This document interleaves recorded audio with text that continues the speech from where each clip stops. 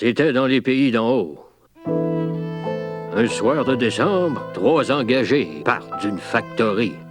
Le premier, Mathurin Lajoie, y était invité à une veillée. Le deuxième, c'était Ben McDougall, un coureur de d'héroïne. Le troisième, Alexis Vermette, un guide métis. Lui, il aimait ça, aller jongler dans le bois.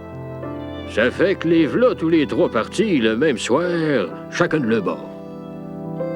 Lajoie, il avait pas fait la moitié de son chemin que v'là-t-il pas un Whisky Jack qui vient se parcher sur la couture de son parka.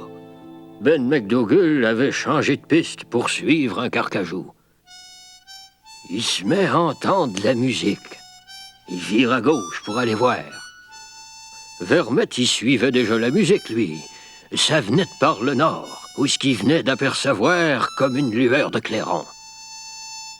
Mes 3 gars se retrouvent dans le même éclairci. Lajoie, il y en a le souffle coupé de là. Les 2 autres sursautent comme s'ils venaient de se réveiller. C'était clair qu'il se passait quelque chose de bien curieux. Le Whisky Jack est encore là, la boussole à Ben est toute détraquée, puis v'là qu'une manière de bruit, ça mène par-dessus le tête. C'est l'éclairon qui entoure l'éclaircie. Ça les a inquiétés, les hivernants, mais pas Vermette. Il savait ce qui se passait. Il lève le bras, puis il dit « On va par là ».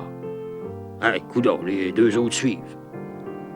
Pendant qu'il avançait comme ça, en suivant l'éclairon, il y a des animaux qui sortent de tous les coins noirs du bois. Des animaux qui ont l'air à vouloir les suivre.